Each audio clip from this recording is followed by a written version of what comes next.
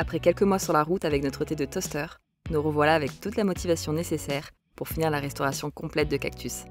Notre nouveau T3 Synchro, tout juste sorti de carrosserie, qui se cache sous sa housse. Comme nous n'avons pas d'endroit pour travailler à l'abri, nous envahissons une fois de plus le jardin des parents d'Eric. C'est l'été, il fait chaud, alors on s'abrite au maximum du soleil pour ne pas cuire dans le van.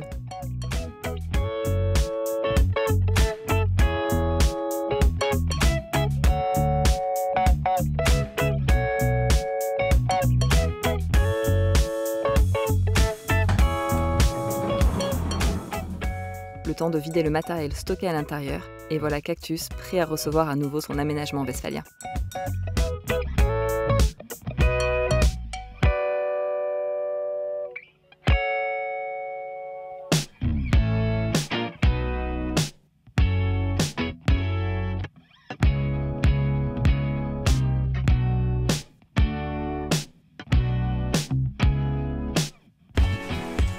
En tout cas, c'en est même que je me tape pas la tête.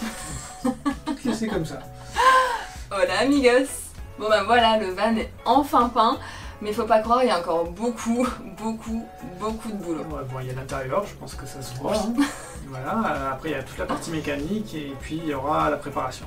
Donc au final, ça fait quoi? Ça fait 3 grosses étapes avant que le van soit totalement fini et que Cactus puisse enfin prendre la route. 3 étapes, moi j'espère 3 semaines, une semaine par étape. Mais... Moi, forcément moins. On verra. Bon, en réalité, on peut déjà vous le dire, on aura mis 3 mois. Mais ça, c'est parce qu'on est un peu pinailleur et aussi, en travaillant en extérieur, on est forcément dépendant de la météo. En tout cas, là, c'est vrai qu'il fait super chaud, on a beaucoup de boulot, donc les jours qui arrivent vont être vraiment intenses. Pour faire ou refaire un intérieur, il faut fonctionner par étapes. La première, c'est l'isolation, et nous avons choisi d'installer 2 couches. La première, c'est celle-ci, du Dynamat Extreme, un isolant phonique haute performance que l'on trouve chez Mécatechnique. Il est primordial qu'il couvre au moins 30% de la surface des panneaux de carrosserie. Mais en couvrant la totalité, l'efficacité est vraiment optimale. Ça tombe bien, le Megapack fait pile la surface qu'il faut pour un T3.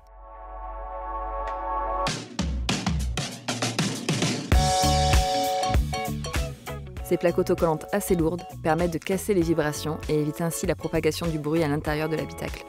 Elles ont aussi un petit effet thermique, mais ce n'est pas leur but premier. On les découpe facilement avec des ciseaux ou un cutter. Et une fois en place, il faut finir de bien les appliquer avec un rouleau.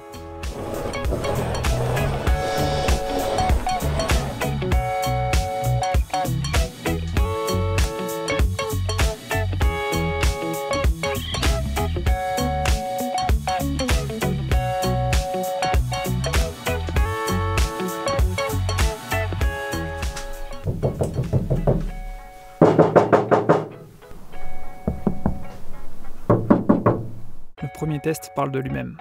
Impressionnant. Ni une ni deux, on en pose sur la totalité des panneaux latéraux du van et les portes.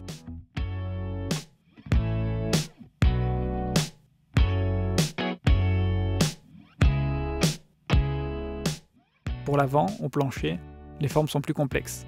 À l'aide d'un morceau de papier craft, nous faisons un calibre que l'on vient reporter sur l'isolant.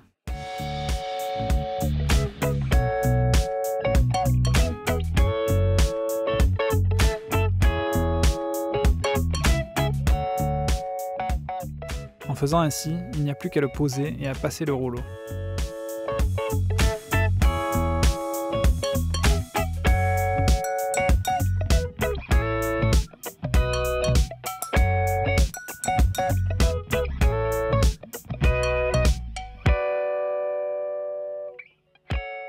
Il nous en reste même un peu pour en installer sur les passages de roues, sous les sièges et au plafond.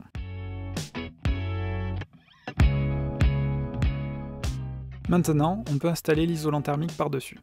Nous avons choisi de l'Armaflex pour plusieurs raisons. Nous avons longtemps cherché une alternative plus naturelle, mais l'Armaflex, en plus d'être très efficace, a une grande qualité. Il ne craint pas l'eau. Quand on voit l'état de l'ancienne laine de verre qui avait pris l'eau et la rouille qu'il y avait derrière, on s'est dit qu'avec un synchro, qui sera en plus amené à faire des passages à gué, ce n'était pas une mauvaise idée. Nous avons pris du 32 mm d'épaisseur autocollant. Cela passe dans un T3 et ainsi l'isolation sera optimale. Pour le couper, il faut des couteaux très bien affûtés. Avec ça, c'est comme couper du beurre.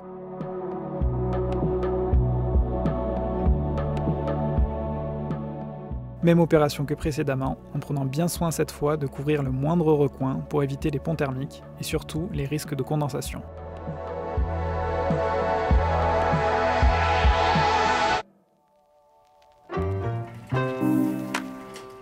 Avant de finir de couvrir les parties basses, il y a une chose importante à faire qui est souvent négligée lors d'une restauration.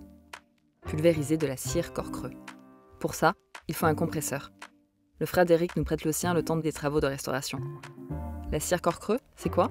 C'est une cire liquide que l'on projette sous pression grâce à un pistolet spécial qui permet d'accéder aux endroits inaccessibles.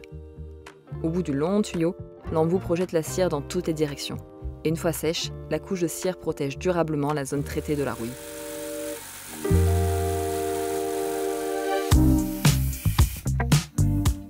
Nous en remettons où il y en a d'origine, c'est-à-dire au niveau des jointures de tôle et dans les bas des portes, mais surtout là où nous avons changé des éléments de carrosserie.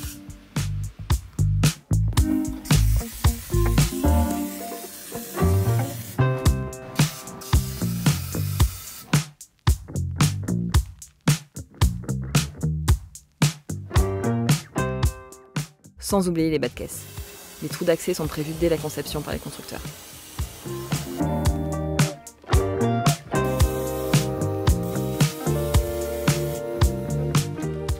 Une fois la cire sèche, on peut finir d'installer l'isolation.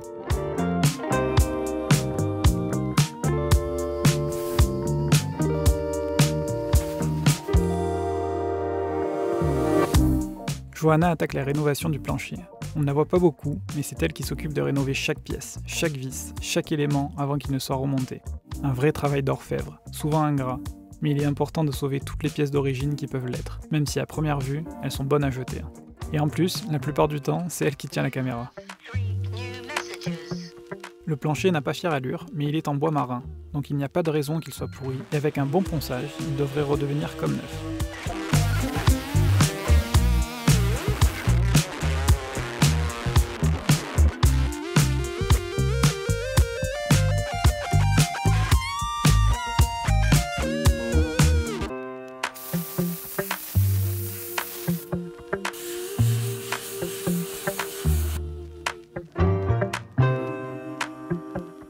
Trois couches de vernis d'intérieur pour le protéger et il est presque prêt.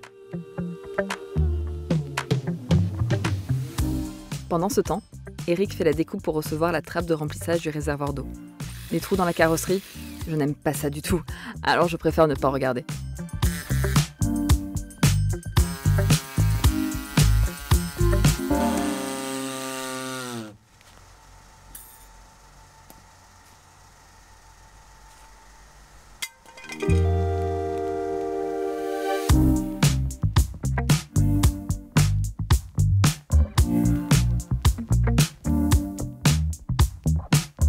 Un petit coup de peinture pour bien protéger et pendant que ça sèche, on bouche l'évacuation de gaz de l'ancien frigo avec une tôle en aluminium. Oui, parce que nous allons installer un nouveau réfrigérateur à compression Webasto, bien plus efficace et moins énergivore que le vieux Trimix. Nous pourrons réutiliser le trou pour éventuellement installer un réservoir de GPL plus tard. On peut maintenant visser la trappe d'eau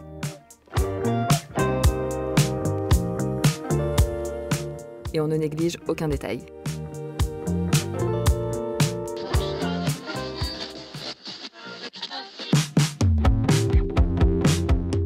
Mais repassons à l'intérieur.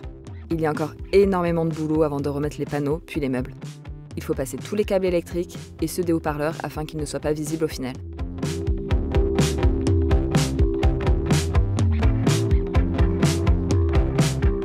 Notamment ceux pour la lunette arrière dégivrante que nous avons rajoutés. Rien de bien compliqué, le kit pris chez Mécatechnique est pré-câblé. Mais il faut tout de même faire passer un long câble depuis la boîte à fusibles tout à l'avant jusqu'à la malle arrière.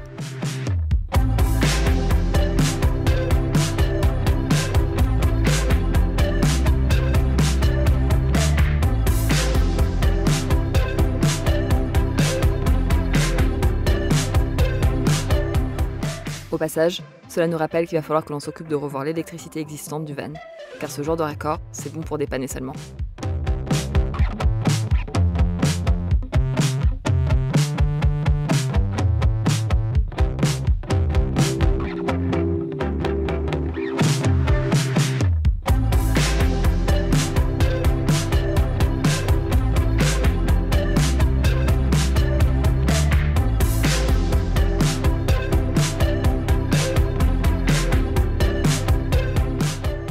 fois tous les câbles passés, on peut réinstaller les rails qui supportent les panneaux au plafond.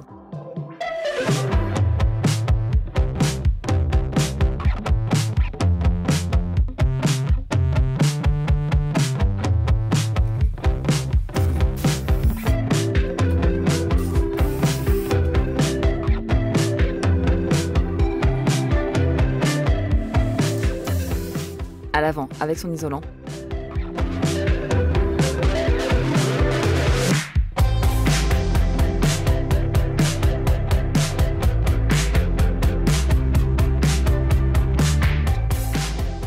Sur les côtés, en prenant soin de ne pas oublier de sortir les câbles.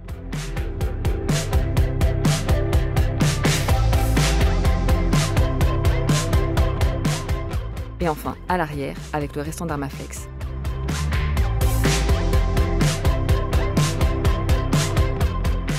Il reste le joint de finition à poser, mais déjà, ça change l'espace.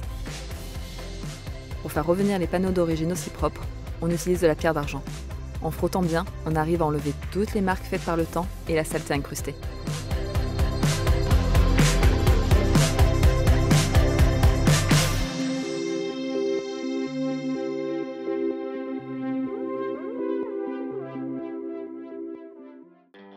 Faire ou refaire un intérieur de van aménagé, c'est aussi prendre le temps de la réflexion. Chaque décision peut influer sur une autre, et parfois certaines peuvent être irrémédiables. Comme ici avec le déplacement du réservoir d'eau pour une capacité plus importante. Il faut savoir qu'il n'y a pas de réponse universelle et que chacun aura sa propre réponse en fonction de ses besoins. Les nôtres, l'espace de rangement et l'autonomie. Et ça, forcément, ça ne va pas vraiment ensemble. Ouais, le problème c'est que ça nous prend la place de tout le placard. Je suis pas vraiment convaincue. Et après le mettre sous châssis, c'est sûr qu'on gagne de la place. Oui. Si après c'est juste la question du gel et de la garde au sol, le gel on peut le régler. Oui. Comme je te dis, on peut mettre un... Oui, pas de chauffant, plaque chauffante ou son, peu importe. On isole le caisson, enfin Et bref. on isole, ça devrait aller, parce que avant que tout le réservoir gèle, il faut quand même... Oui, non, c'est sûr, de toute façon c'est les tuyaux qui vont geler en premier. Mais les tuyaux, comme ils rentrent direct dedans et qu'il y aura le chauffage, normalement il n'y a pas trop de raison. Le choix étant fait, c'est sous le châssis qu'ira le réservoir équipé d'une sonde chauffante automatique pour éviter le gel. Un gain de place indéniable et au final, pas de perte de garde au sol. On arrive au même niveau que le système 4x4. Mais pour le réservoir, on verra plus tard. Eric profite de mon absence pour installer la fermeture centralisée. Je ne suis pas vraiment fan, mais disons que ça ne se voit pas et j'avoue que ça peut être pratique.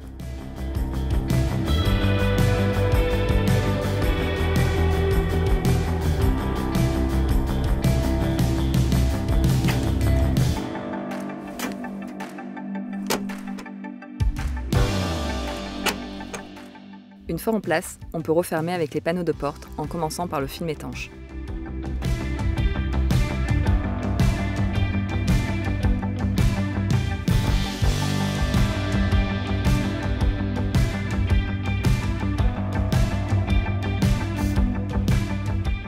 On restaure ensuite les panneaux en les recollant à la colle néoprène et en remplaçant les clips cassés ou manquants.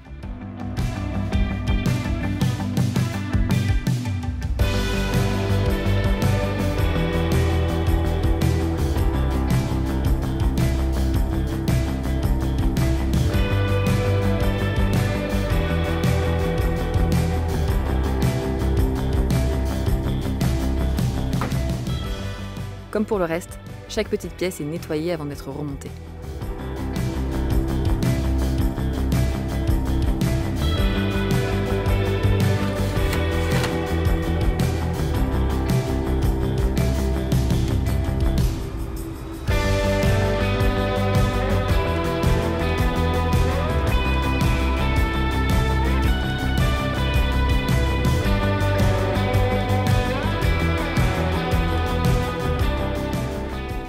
Pour nettoyer les panneaux, tapis, éléments en plastique, et on le verra même les assises, on commence par frotter à la main pour enlever le maximum, puis on utilise cet outil, le Tornador. Connecté au compresseur, la buse rotative envoie un produit nettoyant, dégraissant, sous pression et nettoie en profondeur, comme aucune brosse ne peut le faire.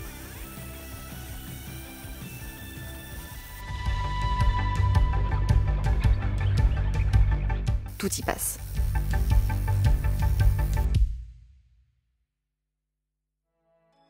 Bon, ce n'est pas tout, mais il faut que l'on accélère le rythme de remontage parce que l'on prend déjà du retard.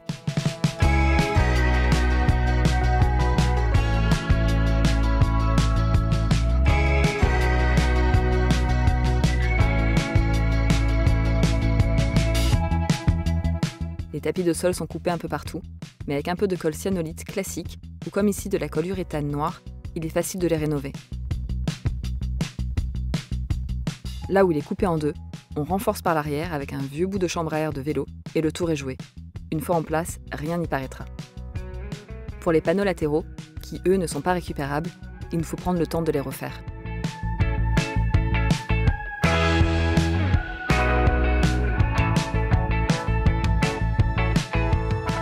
On reporte la forme sur un nouveau panneau en MDF de 3 mm. On coupe.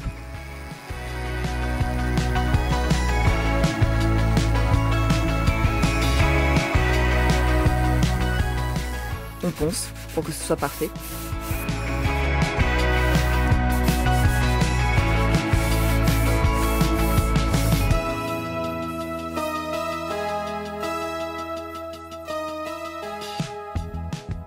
Et enfin, on vient recoller un vinyle de la finition exacte, comme l'original. Pour ça, on utilise toujours de la colle néoprène liquide, cette fois appliquée au pinceau large.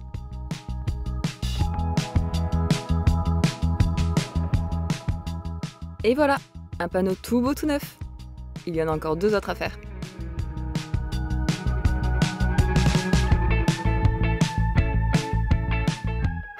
Pendant ce temps-là, le nouveau jouet de Johanna vient d'arriver des entrepôts de mécatechnique. Une sableuse pour les pièces. Avec ça, nous allons gagner un temps fou sur la restauration, aussi bien pour les pièces intérieures que mécaniques. Et surtout, nous allons pouvoir remettre à neuf un grand nombre de pièces rouillées sans avoir besoin de les changer.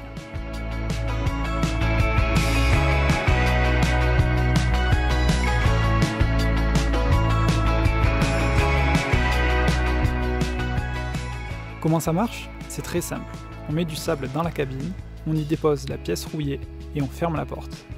Puis on connecte le tuyau d'air du compresseur à la cabine et il ne reste plus qu'à mettre les bras dans les gants pour actionner le pistolet. Le sable projeté sur la pièce décape la rouille et la peinture pour ne laisser que l'acier nu et retombe dans la cabine pour y être réutilisé. Je crois que ce jour-là, j'ai vraiment perdu Johanna. Impossible de l'arrêter, tout y passe. Elle a même donné un nom à la sableuse, Baby Blue.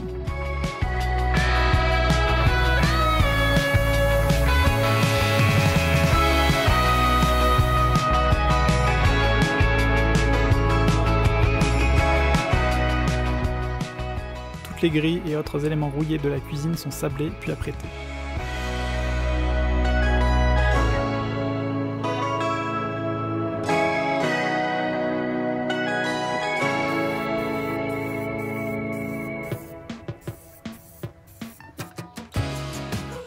Le résultat est sans appel, c'est comme neuf, prêt à recevoir la dernière couche de grille.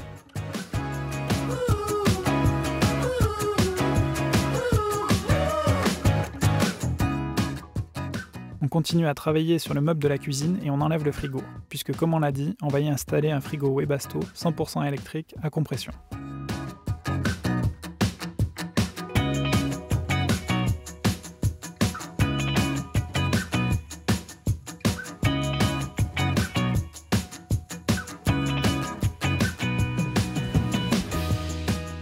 On frotte toujours à la pierre d'argent pour nettoyer l'ensemble du meuble et tous les autres.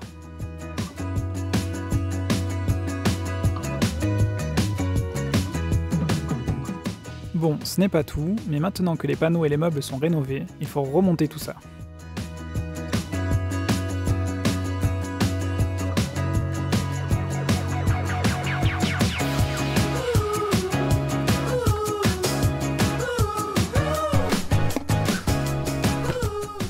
Avec le retard accumulé, on fait quelques heures sup le soir pour avancer au maximum. Ce soir-là, c'est la moquette de finition autour du passage de roue conducteur que l'on installe, histoire de pouvoir poser les meubles dès le lendemain.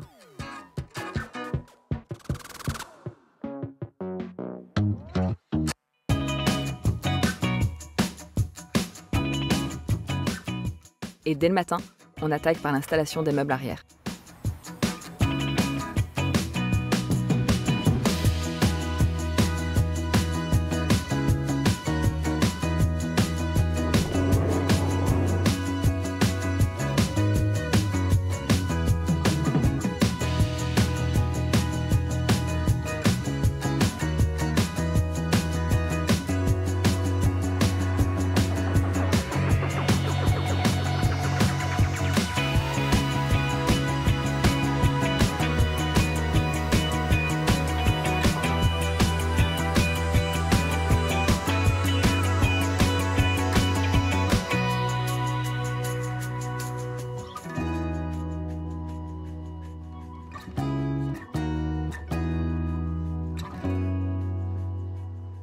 Vient ensuite le moment de faire les perçages au plancher, en attente pour le réservoir.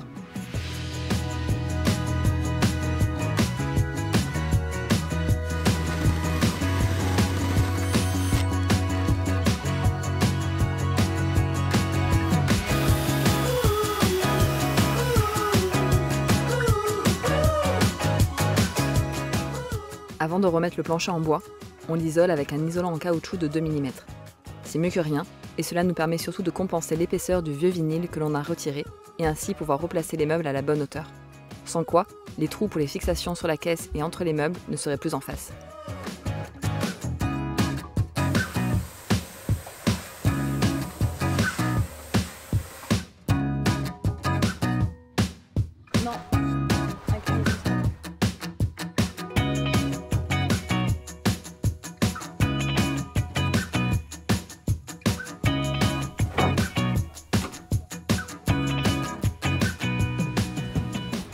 Après l'avoir boulonné au van, on peut enfin venir fixer les meubles.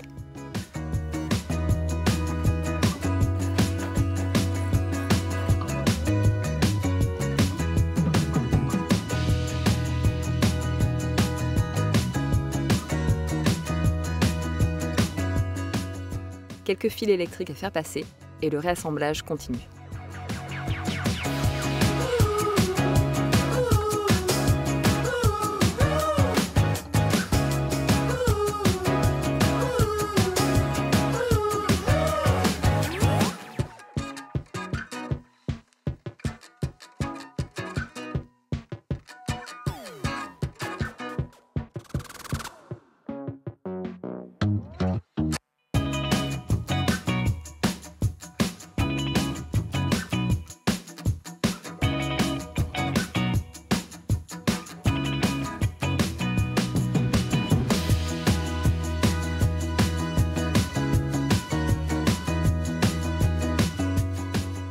Il est temps de s'occuper de nettoyer les banquettes et les sièges au Tornador.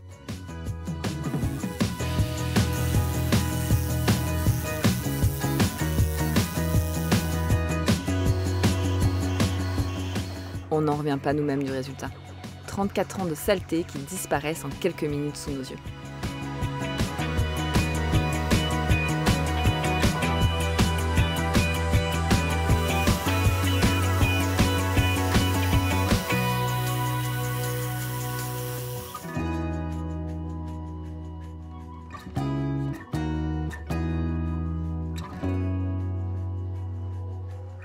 Pendant qu'elles finissent de sécher, on termine de restaurer les meubles.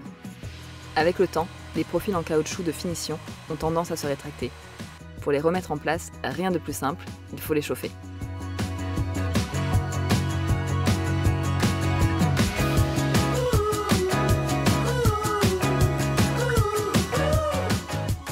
Grâce à un décapeur thermique, on chauffe le joint, puis on le retire en partie.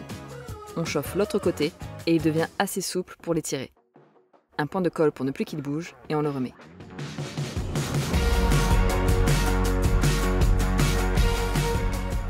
On fait la totalité du van avec cette technique, mais attention à ne pas chauffer trop fort et à ne pas se brûler.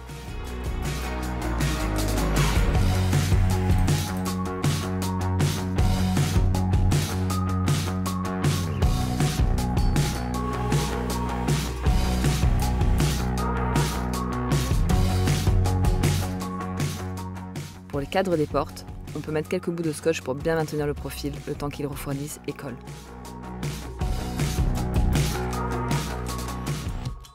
On peut maintenant réinstaller les portes des placards et la banquette. On pourrait croire qu'il n'y a presque plus rien à faire, mais en réalité, les finitions, c'est le plus long.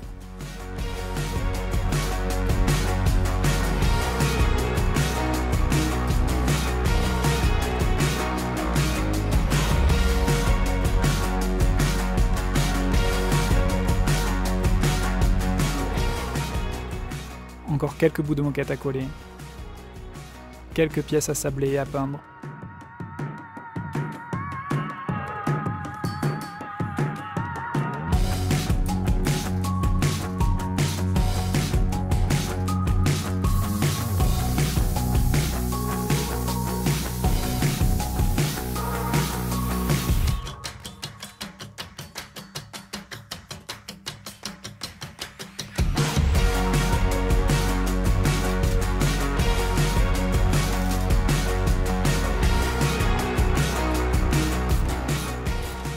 le nouveau plancher à poser.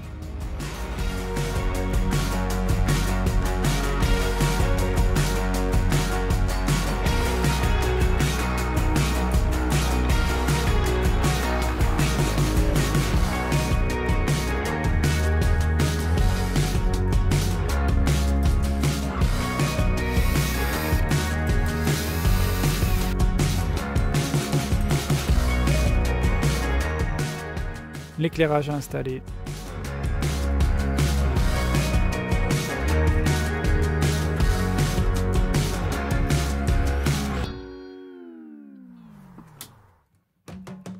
Le frigo Webasto, ce sera pour un peu plus tard.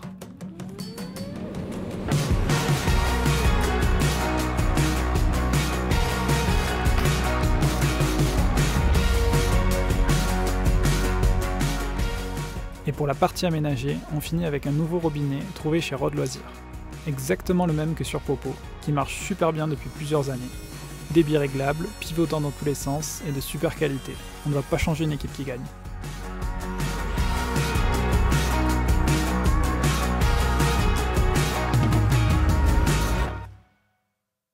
Bon, et si on terminait l'avant maintenant? Après avoir redonné de l'éclat aux tapis caoutchouc en les nourrissant de silicone, on recolle ceux qui vont sur les passages de roues et on pose les autres au sol.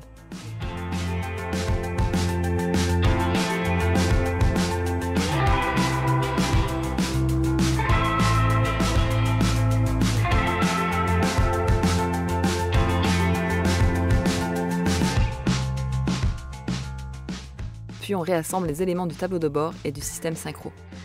On y reviendra lors de la préparation pour installer le découpleur central. Les tapis en place, ça prend enfin forme. Quelques finitions à faire avant de s'occuper des sièges.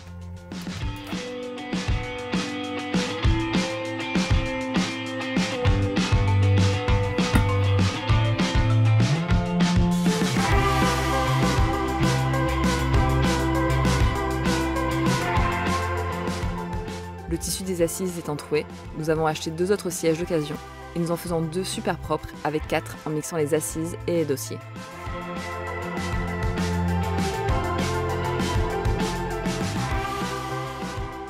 Un bon nettoyage et graissage des glissières et ils retournent à leur place.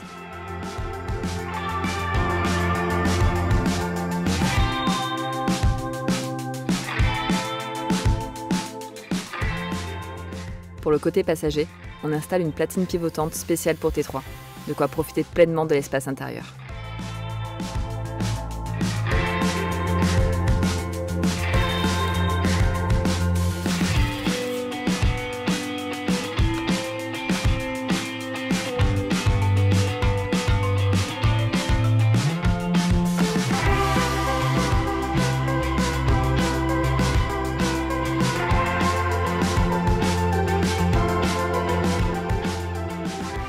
Les mousses des matelas étant pour la plupart moisis, on les change pour des neuves.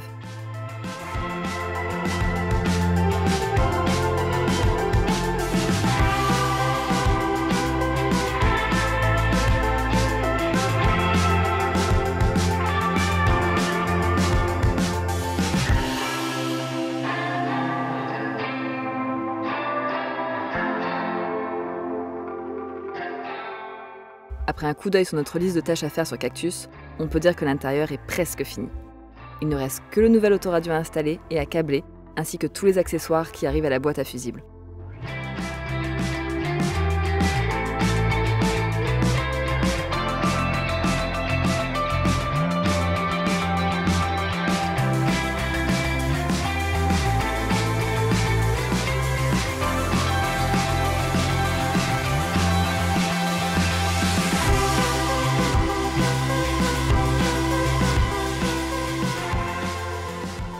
Au même moment, la mère d'Eric finit de coudre les nouveaux rideaux.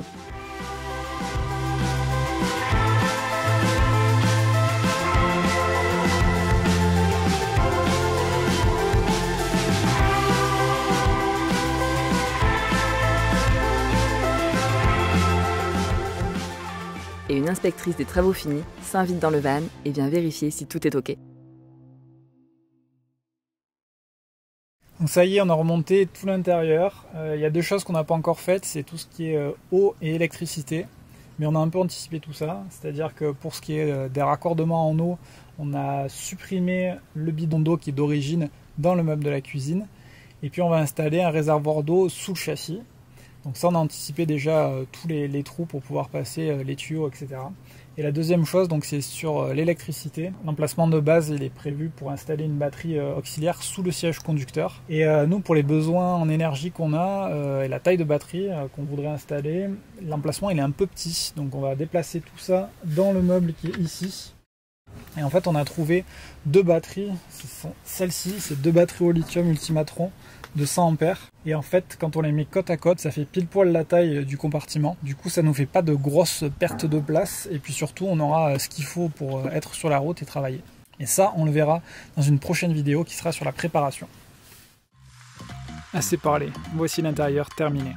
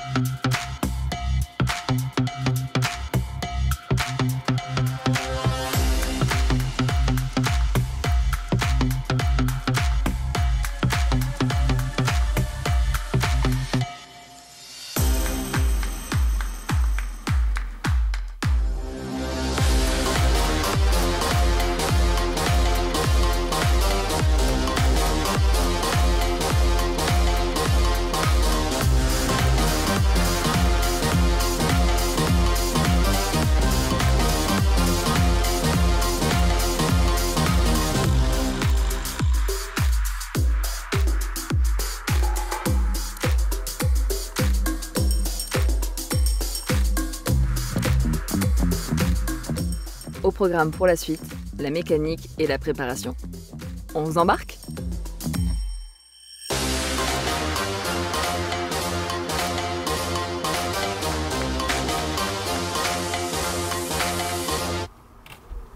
Alors Michel, est-ce que tu me reçois? Ça je pense au trésor? Oui, je vois l'hélicoptère, viens me chercher, je suis là, vas-y, viens. Je suis là, vas-y. Je te vois, descends.